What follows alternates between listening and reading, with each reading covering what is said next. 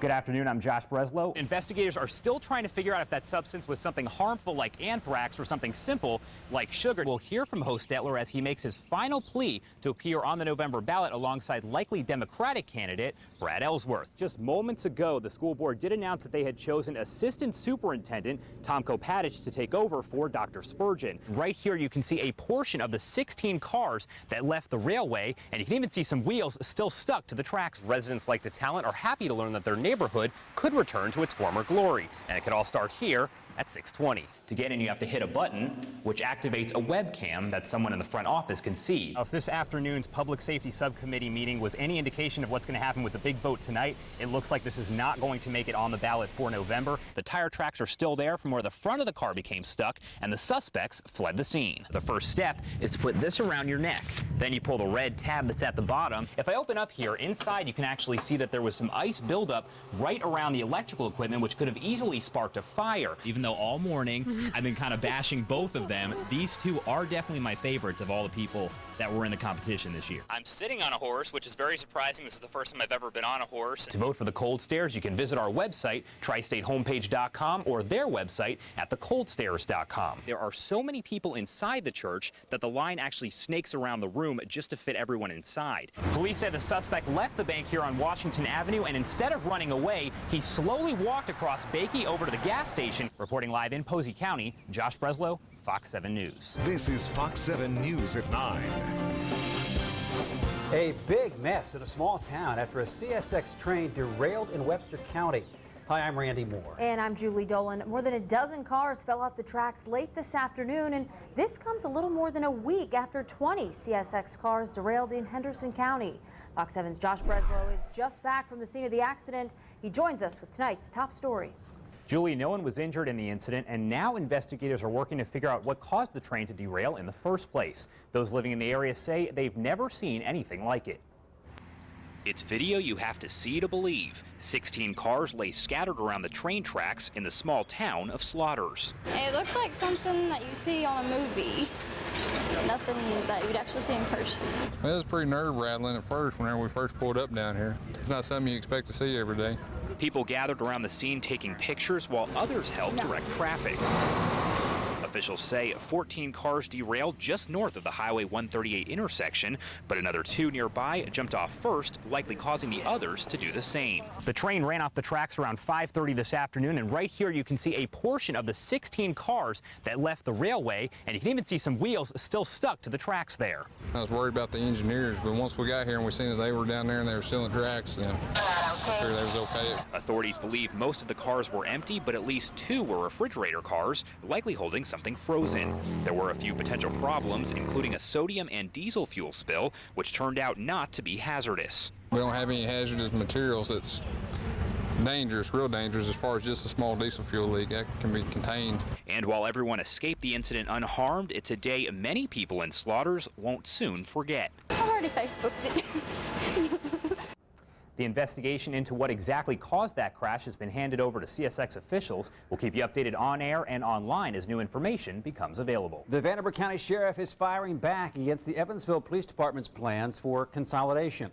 Yesterday, Police Chief Brad Hill announced if the governments were to merge, he'd want the police department to be in charge of all law enforcement, while Sheriff Eric Williams would oversee the jail, among other things. Fox 7's Josh Breslow joins us live with what Sheriff Williams had to say. Randy, Sheriff Williams says that EPD's plan, which would leave the sheriff in charge of just the jail here, as well as those constitutionally mandated jobs, is not a true merger because the two agencies would still exist separately. He says in order to have an actual consolidation, you have to have one agency with the sheriff left in charge. If Sheriff Eric Williams has his way, there may no longer be police officers and sheriff's deputies. My plan would be that we really consolidate and we bring everything under one agency and one chain of command. Evansville Police Chief Brad Hill released his proposal Monday for how he'd want to operate if voters chose to merge city and county government. Among the plans, put police in charge of all law enforcement, making the chief of police the go-to person. I think an elected office holder is the right person to have at the helm. He believes that an appointed chief is the right person. we disagree. One of EPD's arguments, the agency answers 78% of all calls made in the county. And because they are the larger agency, Hill believes they should be in charge, but Williams isn't convinced. I don't think that that is anything that we should be basing our decision on, that we make more, so we should take it all. You know, I don't necessarily equate quantity with quality. Chief Hill's plans call for a reduction of law enforcement officers, but Williams says he's not sure that could be done while keeping the same level of public safety. And the Indiana Constitution requires all counties have a sheriff. So Williams says a true consolidation can't happen under the police chief because the sheriff would still exist. It just makes sense to use the elected office that's already going to be there and is going to be there regardless. Williams says it comes down to one thing, whether the people want an elected officer or an appointee of the mayor. I think once we make that decision, the rest of it will begin to fall in place. And while that is the basic outline for the sheriff's plan, he says the full details will come at a future meeting of the Consolidation Committee. Reporting live outside the Vanderburgh County Sheriff's Office, Josh Breslow, Fox 7 News. Russian roulette is a deadly game of chance. Players put a bullet into a revolver, spin the cylinder, put the gun to their head, and pull the trigger. A new song on the radio from a popular artist discusses the game, and one tri-state mom is speaking out against that song. As Fox 7's Josh Breslow tells us, the mother says the catchy song could have deadly consequences. Katie Montgomery loves to listen to the radio with her daughter. When we're doing homework and stuff, it keeps her kind of focused and stuff. But one day, Montgomery heard a song with a message she didn't like. It's Rihanna's new single, Russian Roulette, with lyrics like,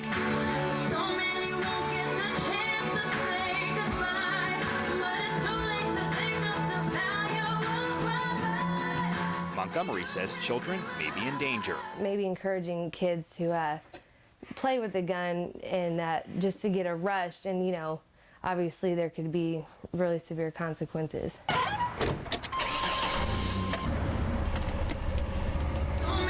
And Montgomery's biggest issue, the number of times she hears the song when she's riding in the car with her kids. She says something needs to be done. At Hot 96. Hot 96 DJ Jason Adams says Rihanna's Russian Roulette has been played 51 times since being added to the playlist on October 28th. Rihanna's job as an artist is to expose us to her perspective, expose us to her point of view, and get us thinking and talking.